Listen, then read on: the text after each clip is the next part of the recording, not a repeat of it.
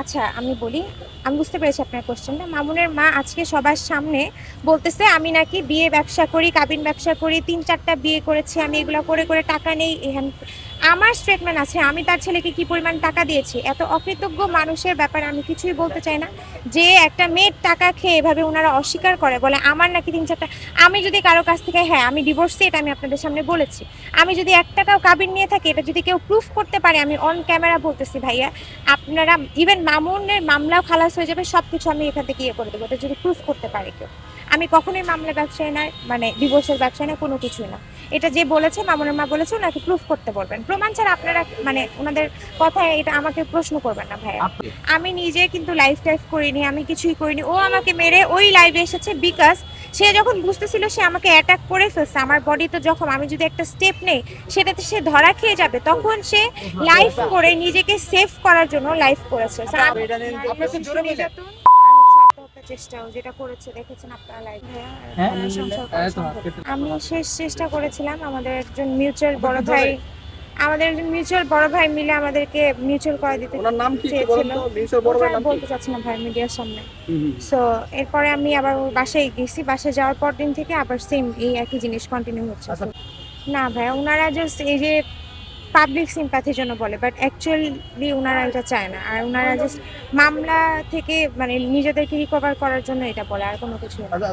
Because ওনাদের হচ্ছে ক্যামেরার সামনের কথা আর ক্যামেরার পিছনের কথা পুরাই ডিফারেন্ট। যৌতুক মামলা দিয়েছেন কয় কোটি টাকার মামলা, আগে তো 1 কোটি টাকা যেটা দিয়েছিলেন। আপনাদের সামনে চেয়েছি ওইটাই। কত? 1 কোটি টাকা। স্পিকারে যখন কথা বললাম ও কিন্তু আমার কাছে 1 কোটি টাকার দাবি করতেছিল, আপনারা শুনেছেন, এটা আমার কাছে রেকর্ডও আছে। ওইটা রেকর্ড দিয়েই আমি কোর্টে মামলা দিই। আচ্ছা, আপনি কত টাকা দিয়েছেন এ পর্যন্ত? আমি বলেছি তো ভাই এর আগে, 40 আরেকটা to বলেন 45 আপনি, শুনি। around 40 to 45। ইভেন আমি 3 দিন আগেও যখন ওর বাসায় গেলাম, তখন গিয়ে ওর হাফ বাসা ভাড়ার পেমেন্ট আটকায় ছিল, আমি এটা দিয়ে আসছি। মোনাবু, আপনি এত টাকা কোথায় পান একটু বলেন তো, কি করেন আপনি? আমার আপনার এক কোশ্চেন কি ভাই বারবার করেন, আমি এত টাকা কোথায় পান? তো বলছি যে আমার এফডিআই এর টাকা থেকেই আমি 1 বছর যাবত খরচ করতেছি, এটা আমার ফ্যামিলির প্রপার্টি দিতেছে টাকা। ওই যে ভাইয়া শেষ চেষ্টা করে দেখলাম, তো কোনোভাবেই আসলে একই জিনিস তো কন্টিনিউ হচ্ছে, এখন আর সংসার করা কোনো ভাবে possible না। মামুন জেল খেটে আসার পর যদি আপনাকে আবারও ডাকে, আপনি কি যাবেন? না ভাইয়া, মামুন অ্যাক্টিংই করবে, ওর এসব অ্যাক্টিং আর আমি বিশ্বাস করি না ভাইয়া, আমি আর এগুলোর মধ্যে যাবো না। মামুনের কি শাস্তি দাবি করেন, কি চান? ও শুধরাক, এটাই চাই। ও জেল খেটে ও নেশা পানি থেকে বিরত থাকুক, শুধরে নিজের জীবন সুন্দর করুক, এটাই চাই। বলেন কত রাতের ঘটনা? ছোট করে বলেন, ছোট করে গত একটু বলেন। রাতে আমি হচ্ছে ওর বাসায় 4 দিন ছিলাম, আমার এই ইনজুরিটা অনেক বেশি ছিল, তো সে হয়তো বা ভেবেছে আমি এটা নিয়ে মামলা টামলা করতে আসবো, এই জন্য সে আমাকে তার বাসায় রেখেছে। আমিও ছিলাম, আমিও তাকে মানে ফিরাইনি, ওর বাসায় ছিলাম। গতকালকে আমি বাবা মার কাছে গিয়েছি, ওখান থেকে উনি আমাকে ফোন দিয়ে বলতেছে যে তুই এখনই আসবি, না হলে হচ্ছে খুব খারাপ হবে। তো আমি বলছি আমি শাওয়ারটা করে আসতেছি, আসতে ধীরে তুমি আমাকে নিতে আসো।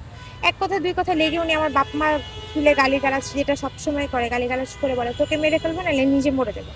পরে আমাকে একটা ভিডিও পাঠায় যে উনি হচ্ছে ফ্যানের দড়ি ইয়েতে, তখন আমি দৌড়ায় তার বাসায় যাই তাকে সেভ করার জন্য, যাতে সে এ ধরনের কাজ না করে। সেখানে গিয়ে এসে আমি তাকে সেভ করতে গিয়ে আমি আহত হয়ে যাই। আচ্ছা মোহন আপু, আপনার উপর এত ক্ষিপ্ত কেন মামুন, একটু বলেন তো? এটা ভাইয়া আপনি মামুনের পরিচিত, আপনি একটু জিজ্ঞেস করবেন। না পরিচিত, সেটা আপনার মুখ থেকে আসছে, তার একটু স্ত্রী, আপনি জিজ্ঞেস বলেন। করবেন ভাইয়া যে কেন ক্ষিপ্ত, আমি জানি না। সেপারেশন হওয়ার পরে আপনি আবার গিয়েছিলেন, জি। ভুল স্বীকার করে অথবা যেভাবে হোক গিয়েছিলেন, এবং গতকাল রাতে আবার আপনাদের ক্যাম্পে। আসলে এর পিছনে কোনো তৃতীয় ব্যক্তি কিন্তু না। তৃতীয় ব্যক্তি তো ভাইয়া, মামুনকে তো মার দেওয়ার জন্য কেউ শিখায় দেয় না, ও তো নিজেই মারে। এখন এটা ও ভালো জানে, আমার তরফ থেকে কোনো তৃতীয় ব্যক্তি নাই।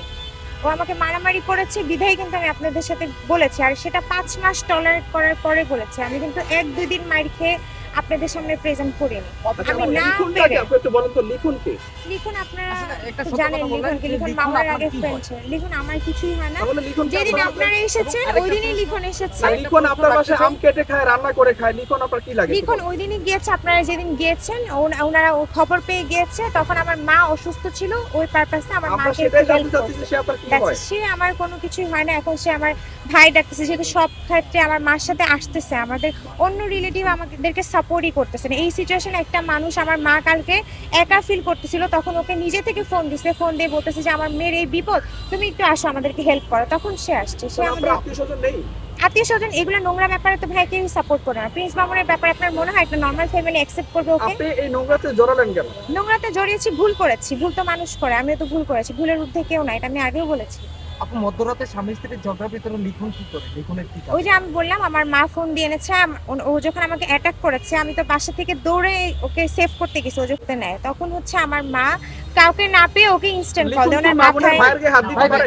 আপনার আম্মু কি লিখন সরাসরি মামুনের গায়ে হাত দেয়নি, হ্যাঁ। পুলিশ ছিল। আচ্ছা আরেকটা জিনিস আমি ক্লিয়ার করি, সেটা আপনি লিখন তো বলতেছেন মামুনের মার মাথায় মেরেছে, কখনো চুল মানেনি, এটা কেটেছে। একদম পুরোপুরি মিথ্যা কথা। আপনারা যদি মিথ্যা জিনিস ছড়ান তাহলে আমি আর না, এটা আপনাদের জানতে সাথে চাই, কথা এটা বলবো না। আপনাকে জানতে লিখন চাই। পুলিশ থাকা অবস্থায় অবশ্যই কারো গায়ে একটা মানে মহিলাকে হাত তুলতে পারে না, রাইট? লিখন যখন ওই বাসায় গেছে আপনারা দেখছেন, আমার মা লিখন পুলিশ নিয়ে গেছে, সেই জায়গায় পুলিশে থাকা অবস্থায় লিখন তো ওর মায়ের হাত তোলার প্রশ্নই আসে না। তো লিখন ওর মায়ের গায়ে কোনোই হাত তোলেনি, ওর মা লিখনকে অ্যাটাক করে লিখনের এখানে কামড়ে দিয়েছে, এটা পুলিশরা দেখেছে।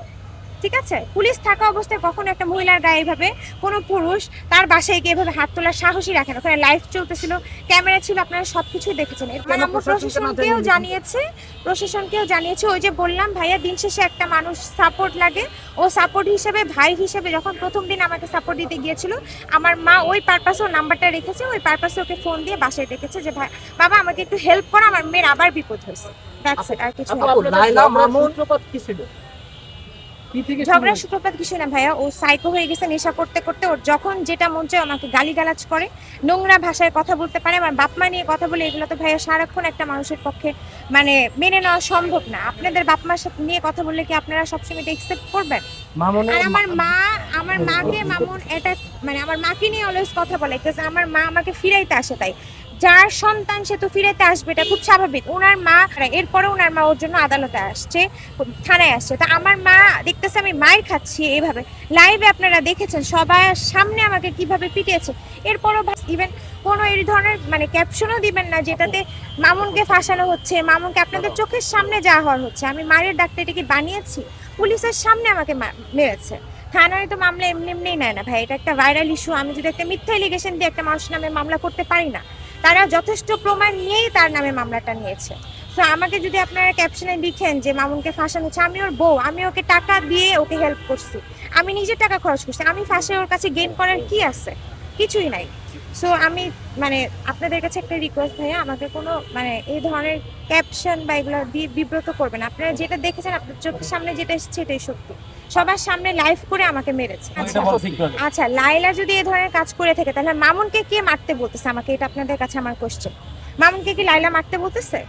এটা আগে ওকে জিজ্ঞেস করবেন, তারপর আমাকে জিজ্ঞেস করবেন। আমাকে কেউ কোনো হেল্প করছে না, লাইলা আমাকে কোনো কিছু করাচ্ছে না, আপনি নাকি মামুন আমাকে অ্যাটাক করছে, এই পারপাসে আমি আসছি না আপনাদের সামনে। আমি যেদিন আপনাদেরকে দেখেছি ভাইয়া, ওখানে মামুন ফোন কলে বলেছে আমাকে 1 কোটি টাকা দে, ওই রেকর্ড আছে, ওই রেকর্ড শুনে কোর্ট আমার মামলা নিয়েছে। বললাম না ভাই এটা একটা ভাইরাল ইস্যু, আমি চাইলে একটা মানুষের মিথ্যা এলিগেশন দিয়ে মামলা করতে পারবো না। লাস্ট কোর্ট আর থানা অনেকবার যাচাই বাছাই করে আমার মামলাগুলো অ্যাকসেপ্ট করেছে।